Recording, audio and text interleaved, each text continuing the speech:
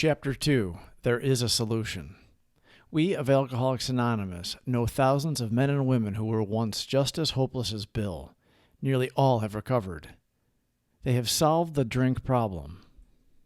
We are average Americans. All sections of this country and many of its occupations are represented, as well as many political, economic, social, and religious backgrounds. We are people who normally would not mix. But there exists among us a fellowship, a friendliness, and an understanding which is indescribably wonderful. We are like passengers of a great liner the moment after rescue from shipwreck, when camaraderie, joyousness, and democracy pervade the vessel from steerage to captain's table. Unlike the feelings of the ship's passengers, however, our joy in escape from disaster does not subside as we go our individual ways. The feeling of having shared in a common peril is one element in the powerful cement which binds us, but that in itself would never have held us together as we are now joined. The tremendous fact for every one of us is that we have discovered a common solution. We have a way out on which we can absolutely agree, and upon which we can join in brotherly and harmonious action.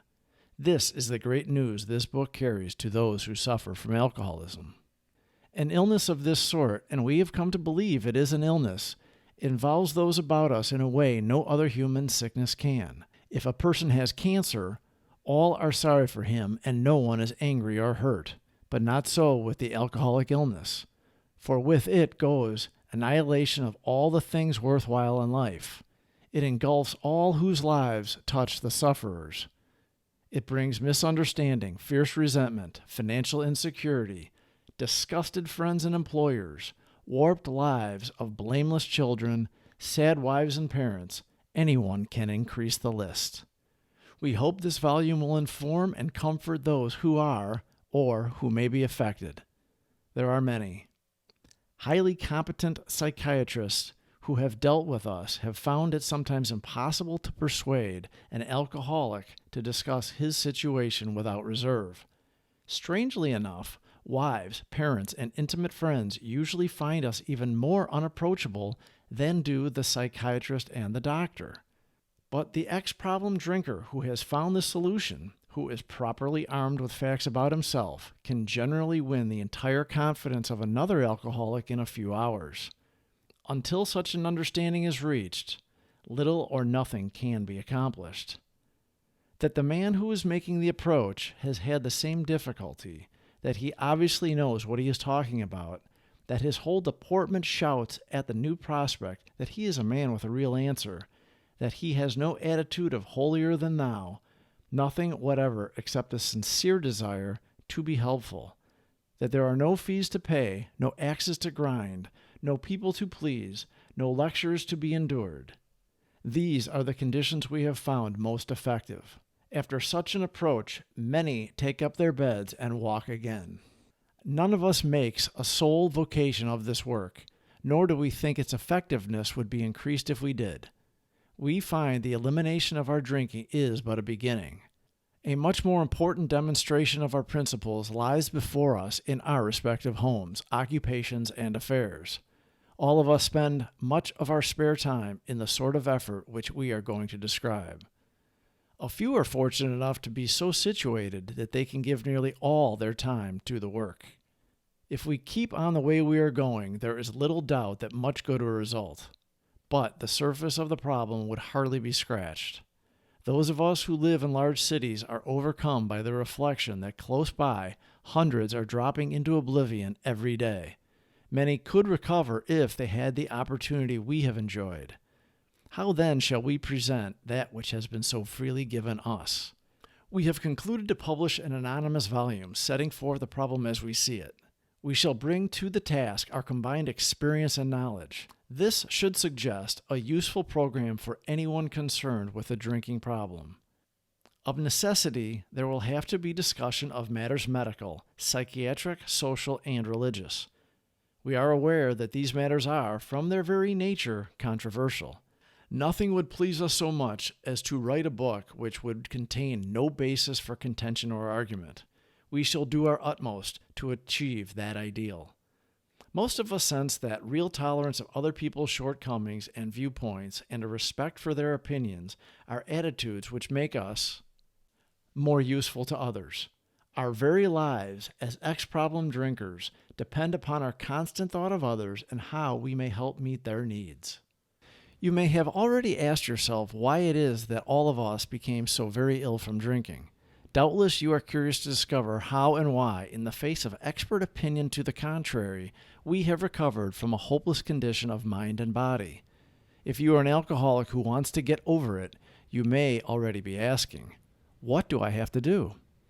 It is the purpose of this book to answer such questions specifically. We shall tell you what we have done. Before going into detailed discussion, it may be well to summarize some points if we had seen them. How many times have people said to us, I can take it or leave it alone. Why can't he? Why don't you drink like a gentleman or quit? That fellow can't handle his liquor. Why don't you try beer and wine? Lay off the hard stuff. His willpower must be weak. He could stop if he wanted to. She's such a sweet girl. I should think he'd stop for her sake. The doctor told him that if he ever drank again, it would kill him, but there he is, all lit up again. Now, these are commonplace observations on drinkers, which we hear all the time. Back of them is a world of ignorance and misunderstanding. We see that these expressions refer to people whose reactions are very different from ours. Moderate drinkers have little trouble in giving up liquor entirely if they have a good reason for it. They can take it or leave it alone. Then we have the certain type of hard drinker. He may have the habit badly enough to gradually impair him physically and mentally. It may cause him to die a few years before his time. If a sufficiently strong reason, ill health, falling in love, change of environment, or the warning of a doctor becomes operative, this man can also stop or moderate, although he may find it difficult and troublesome and may even need medical attention. But what about the real alcoholic? He may start off as a moderate drinker. He may or may not become a continuous hard drinker. But at some stage of his drinking career, he begins to lose all control of his liquor consumption once he starts to drink. Here's the fellow who has been puzzling you, especially in his lack of control. He does absurd, incredible, tragic things while drinking. He is a real Dr. Jekyll and Mr. Hyde. He is seldom mildly intoxicated. He is always more or less insanely drunk. His disposition while drinking resembles his normal nature but little. He may be one of the finest fellows in the world, yet let him drink for a day and he frequently becomes disgustingly and even dangerously antisocial. He has a positive genius for getting tight at exactly the wrong moment, particularly when some important decision must be made or engagement kept. He is often perfectly sensible and well-balanced concerning everything except liquor, but in that respect, he is incredibly dishonest and selfish. He often possesses special abilities, skills, and aptitudes, and his promising career ahead of him. He uses his gifts to build up a bright outlook for his family and himself, and then pulls the structure down on his head by a senseless series of sprees. He is the fellow who goes to bed so intoxicated he ought to sleep the clock around. Yet, early next morning, he searches madly for the bottle he misplaced the night before. If he can afford it, he may have liquor concealed all over his house to be certain no one gets his entire supply away from him to throw down the wastepipe. As matters grow worse, he begins to use a combination of high-powered sedative and liquor to quiet his nerves so he can go to work. Then comes the day when he simply cannot make it and gets drunk all over again. Perhaps he goes to a doctor who gives him morphine or some sedative with which to taper off. Then he begins to appear at hospitals and sanitariums. This is by no means a comprehensive picture of the true alcoholic, as our behavior patterns vary, but this description should identify him roughly. Why does he behave like this? If hundreds of experience have shown him that one drink means another debacle, with all its attendant suffering and humiliation, why is it he takes that one drink? Why can't he stay on the water wagon? What has become of the common sense and willpower that he still sometimes displays with respect to other matters? Perhaps there will never be a full answer to these questions. Opinions vary considerably as to why the alcoholic reacts differently from normal people. We are not sure why, once a certain point is reached, little can be done for him. We cannot answer the riddle. We know that while the alcoholic keeps away from drink, as he may do for months or years, he reacts much like other men. We are equally positive that once he takes any alcoholic whatever into his system, something happens, both in the bodily and mental sense, which makes it virtually impossible for him to stop. The experience of any alcoholic will abundantly confirm this. These observations would be academic and pointless if our friend never took the first drink, thereby setting the terrible cycle in motion. Therefore, the main problem of the alcoholic centers in his mind, rather than in his body. If you ask him why he started on the last bender, the chances are he will offer you any one of 100 alibis. Sometimes these excuses have a certain plausibility, but none of them really make sense in the light of the havoc an alcoholic's drinking bout creates. They sound like the philosophy of a man who, having a headache, beats himself on the head with a hammer so that he can't feel the ache. If you draw the fallacious reasoning to the attention of an alcoholic, he will laugh it off or become irritated and refuse to talk. Once in a while, he may tell the truth, and the truth, strange to say, is usually that he has no more idea why he took that first drink than you have. Some drinkers have excuses with which they are satisfied part of the time, but in their hearts they really do not know why they do it. Once this malady has a real hold, they are a baffled lot. There is the obsession that somehow, someday, they will beat the game, but they often suspect they are down for the count. How true this is, few realize. In a vague way, their families and friends sense that these drinkers are abnormal, but everybody hopefully awaits the day when the sufferer will rouse himself from his lethargy and assert his power of will. The tragic truth is that if the man be a real alcoholic, the happy day may not arrive. He has lost control. At a certain point in the drinking of every alcoholic, he passes into a state where the most powerful desire to stop drinking is of absolutely no avail. This tragic situation has already arrived in practically every case long before it is suspected. The fact is that most alcoholics, for reason yet obscure, have lost the power of choice in drink. Our so-called willpower becomes practically non-existent. We are unable at certain times to bring into our consciousness with sufficient force the memory of the suffering and humiliation of even a week or a month ago. We are without defense against the first drink. The almost certain consequences that follow taking even a glass of beer do not crowd into the mind to deter us. If these thoughts occur, they are hazy and readily supplanted with the old threadbare idea that this time we shall handle ourselves like other people. There is a complete failure of this kind of defense that keeps one from putting his hand on a hot stove. The alcoholic may say to himself in the most casual way, "It won't burn me this time, so here's how." Or perhaps he doesn't think at all.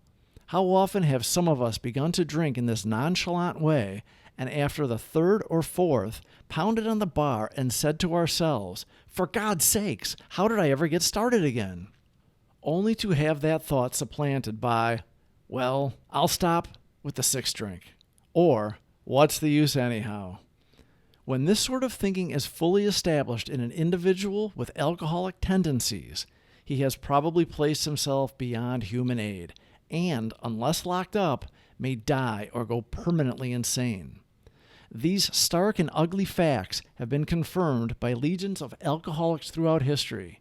But for the grace of God, there would have been thousands more convincing demonstrations. So many want to stop, but cannot. There is a solution. Almost none of us liked the self-searching, the leveling of our pride, the confession of shortcomings which the process requires for its successful consummation.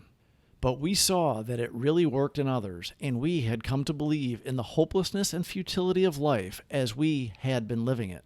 When, therefore, we were approached by those in whom the problem had been solved, there was nothing left for us but to pick up the simple kit of spiritual tools laid at our feet. We have found much of heaven, and we have been rocketed into a fourth dimension of existence of which we had not even dreamed. The great fact is just this, and nothing less, that we have had deep and effective spiritual experiences which have revolutionized our whole attitude toward life, toward our fellows, and towards God's universe. The central fact of our lives today is the absolute certainty that our Creator has entered into our hearts and lives in a way which is indeed miraculous. He has commenced to accomplish those things for us which we could never do by ourselves. If you are as seriously alcoholic as we were, we believe there is no middle-of-the-road solution.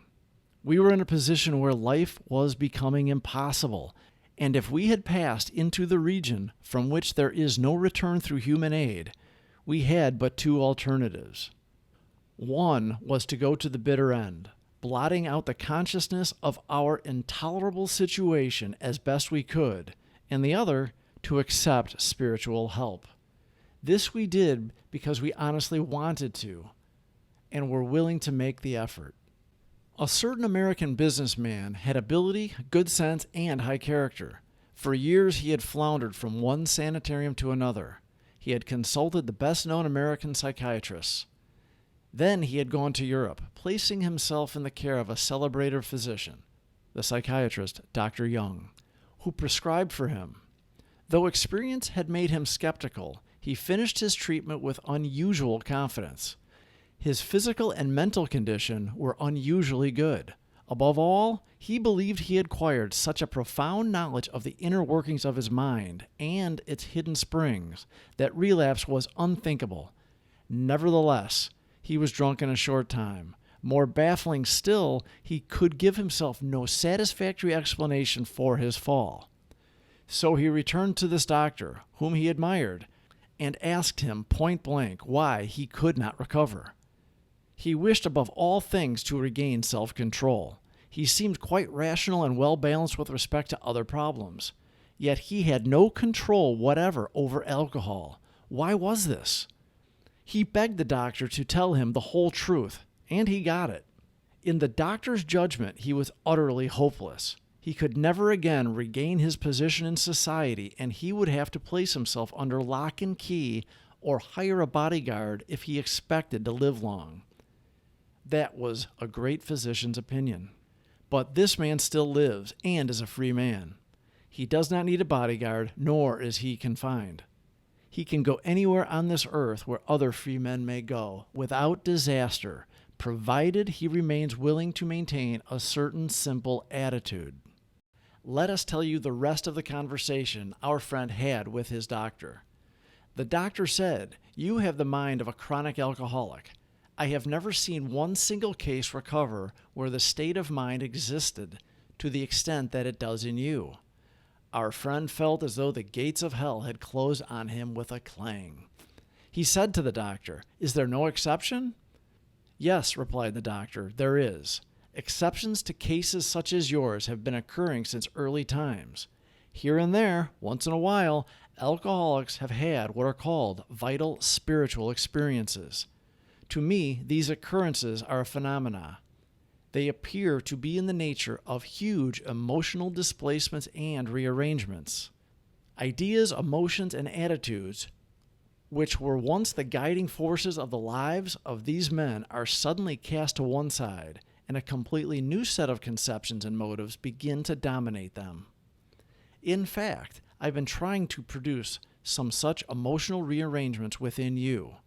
With many individuals, the methods which I employed are successful, but I have never been successful with an alcoholic of your description."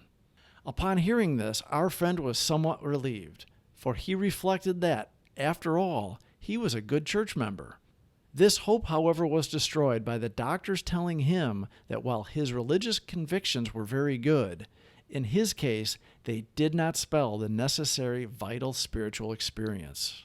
Here was the terrible dilemma in which our friend found himself when he had the extraordinary experience which, as we have already told you, made him a free man. We in turn sought the same escape with all the desperation of drowning men. What seemed at first a flimsy reed has proven to be the loving and powerful hand of God. A new life has been given us, or, if you prefer, a design for living that really works. The distinguished American psychologist William James, in his book, Varieties of Religious Experience, indicates a multitude of ways in which men have discovered God. We have no desire to convince anyone that there is only one way by which faith can be acquired.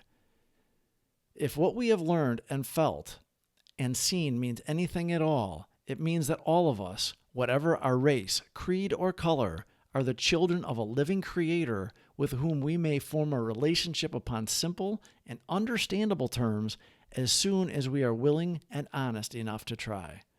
Those having religious affiliations will find here nothing disturbing to their beliefs or ceremonies. There is no friction among us over such matters.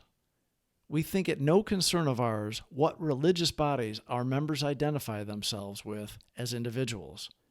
This should be an entirely personal affair which each one decides for himself, in the light of past associations or his present choice.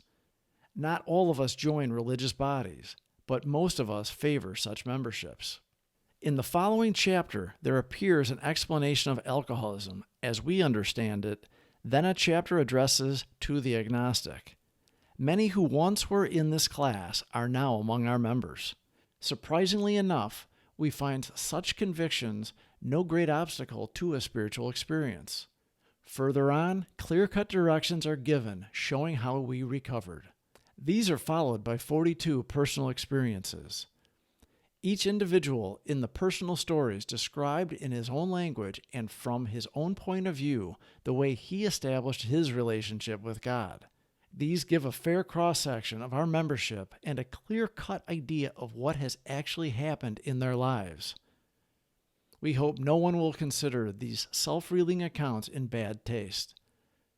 Our hope is that many alcoholic men and women, desperately in need, will see these pages, and we believe that it is only by fully disclosing ourselves and our problems that they will be persuaded to say, "Yes, I am one of them too. I must have this thing." Please subscribe for more videos. Thank you for watching.